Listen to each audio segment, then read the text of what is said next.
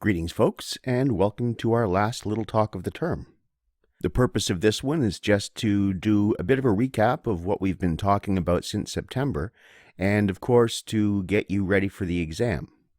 I think I'll start with the exam because that's one that's probably on most of your minds. Now, I know several of you were in tutorial on Friday when we went over this, but not everybody was. So here's what your exam is going to look like. The exam is scheduled for Thursday, December 17th at 9 o'clock. Obviously, I'm not going to worry about the time, but that is the day of the exam.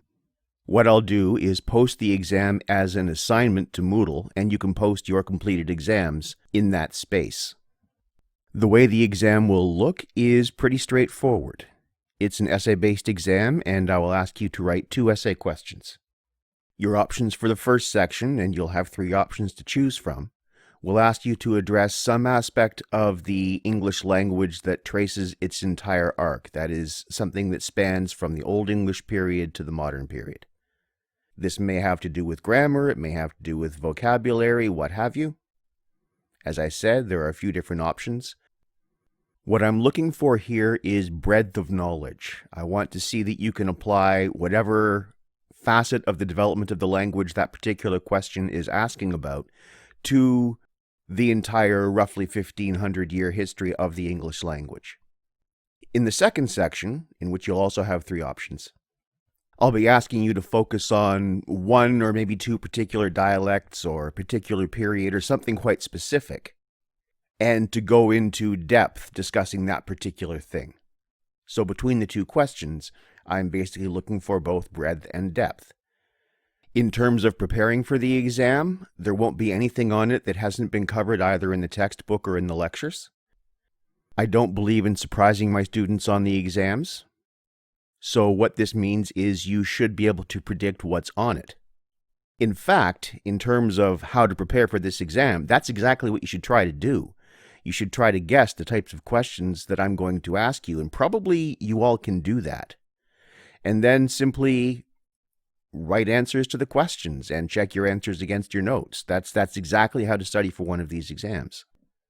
Also, now that you know that half of the exam will be based on a particular period or a particular dialect or a couple of dialects of your choice, you now have the opportunity to decide what particular part of the course you want to specialize in and simply become a specialist in that over the next few days. The second question will be worded in such a way where you do have a choice of what period or what dialect you want to focus on. So this is very much up to you. In terms of how the exam should look, what I have in mind is something that's very much like how an exam would look if you were writing it in class, because that's what you would be doing if we were under normal circumstances. What this means is that though you will have from 9 o'clock on Thursday morning until midnight Thursday night to write the exam, I do not advise taking more than 3 hours to do it. That is, don't put more time into this than it's really worth. I know you all have other commitments and other demands being placed on you by other courses. The big danger of a take-home exam, which is basically what this is that they can suck up way too much time. So my suggestion is that you allow yourself 3 hours, and of course a few extra minutes if you need some extra time, that's fine, but not significantly more than that. On the other hand, you do have the luxury of being able to write this on your own time, so my other suggestion is to break the 3 hours up into discrete chunks. So write the first essay, take a good break, refresh yourself, get some coffee, go for a walk, what have you, review your notes because you have the option to do that, and then come back and write the second essay. I think this will be the most relaxed approach to the exam, and it will prevent you from putting too much into it when, as I said, I recognize that you do have other demands on you as well. So I hope this outline and these suggestions will serve you well.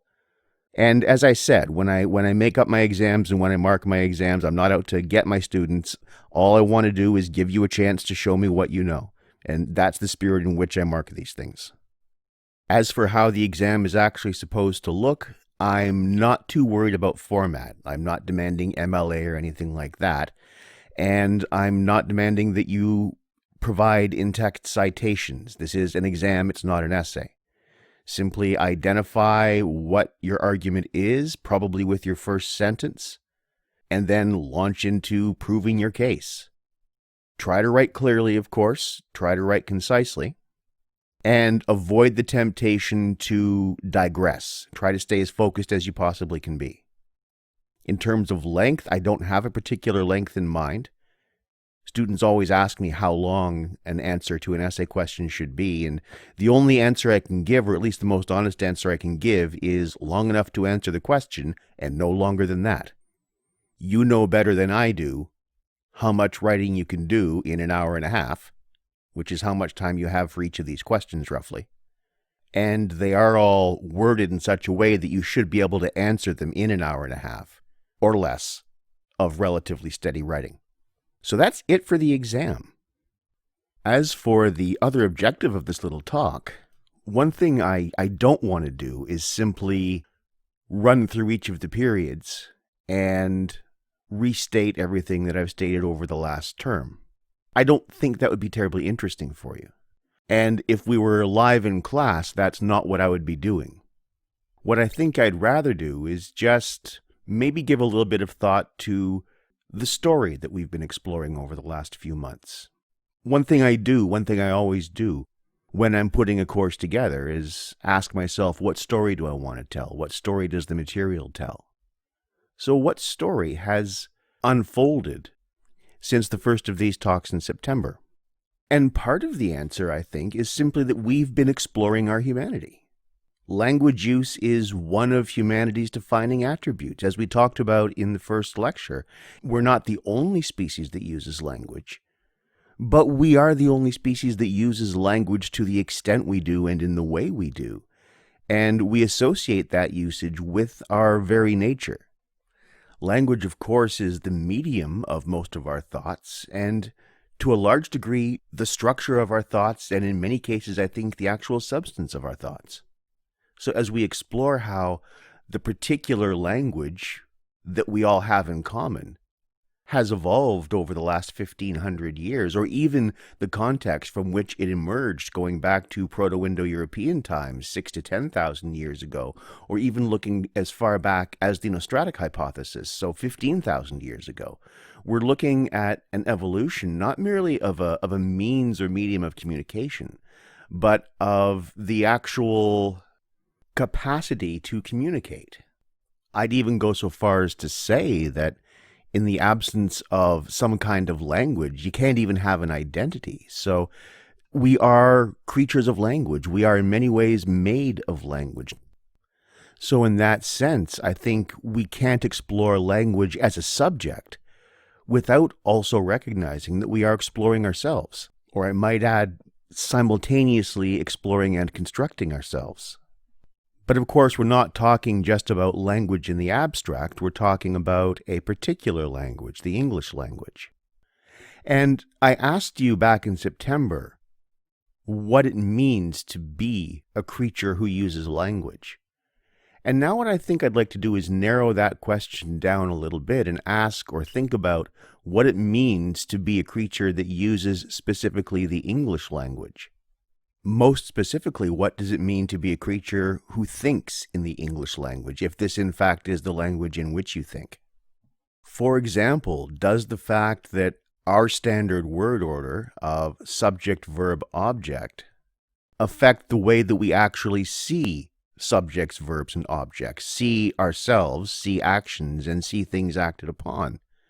If we thought, for example, in a subject, object, verb sentence structure, would we actually think a little bit differently?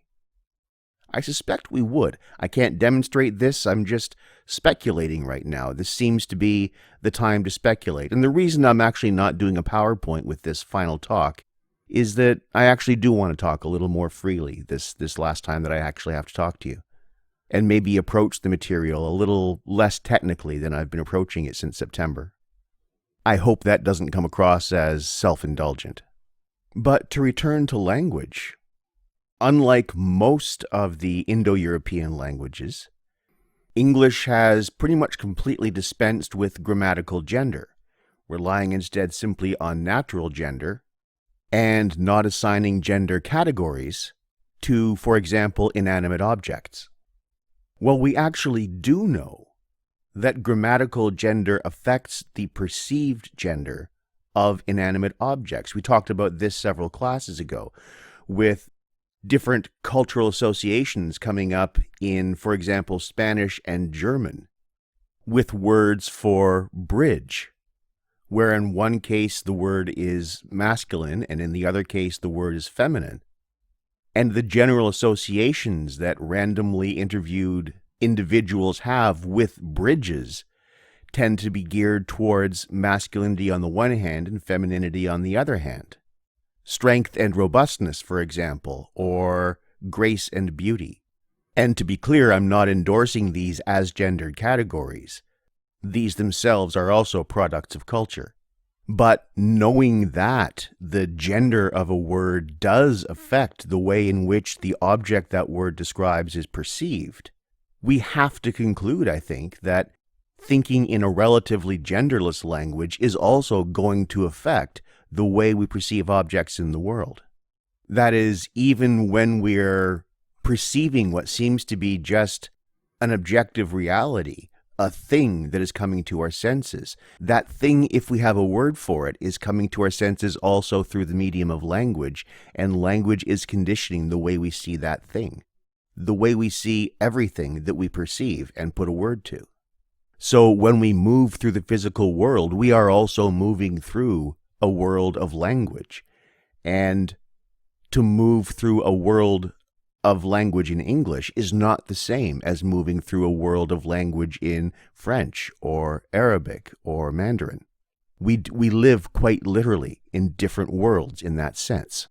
And in that sense, therefore, as well, if you are multilingual, you are able to live in multiple worlds, to interact with and perceive and understand the world in very different ways, none of which can ever be taken for granted as being real or true. And even within the language, we see something like this difference of perception when we look at words with different social registers, which means necessarily looking at words coming, for example, out of Anglo-Saxon or out of French or out of Latin, or out of any number of other languages from anywhere in the world. As we discussed back in the Middle English period, shitting and defecating are the same physically, but they register differently at the social level, and those different social registers, I think, affect our perceptions of the action to which the word is attached. Our words, in other words, condition our reality.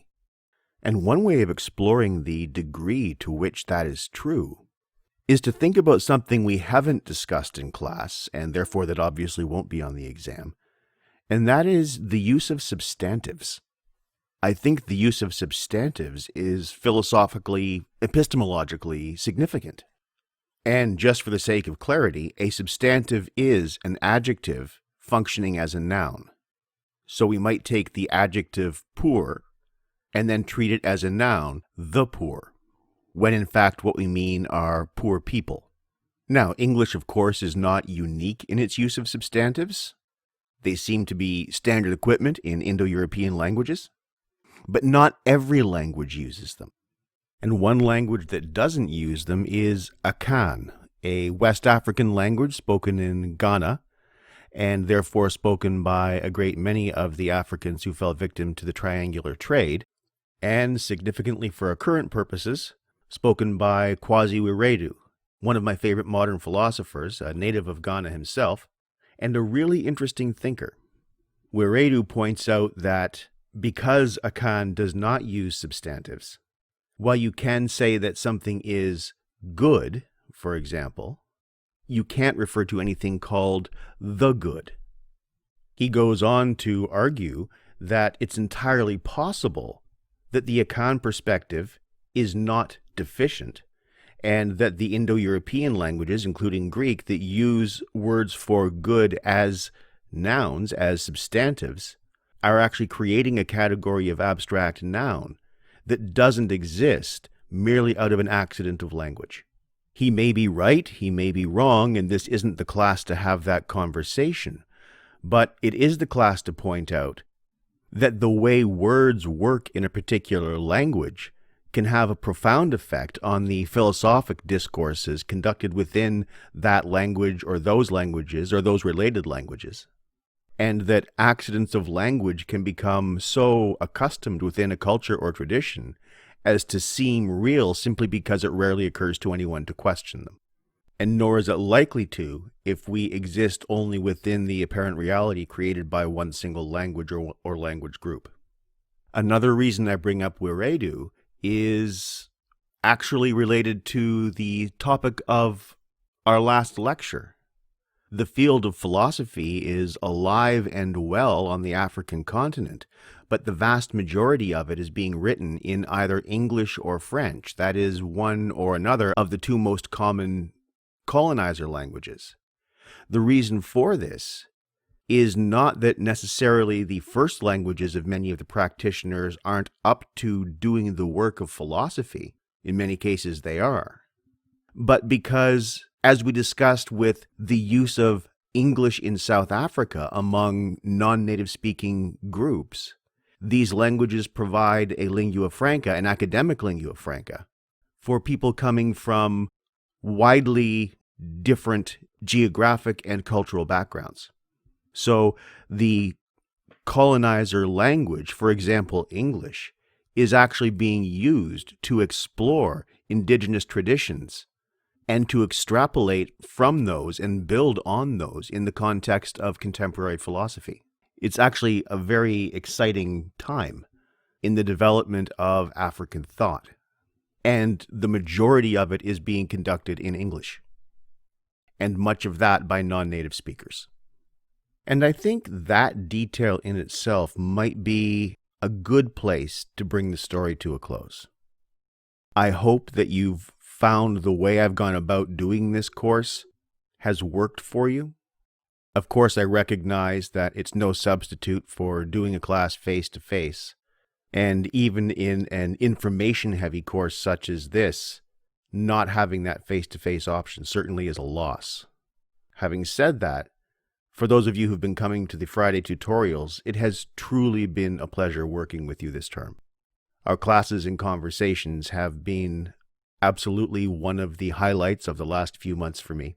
I've always looked forward to coming to work with you folks, and I'm grateful for your presence and for your enthusiasm. So thank you very much, and goodbye for now.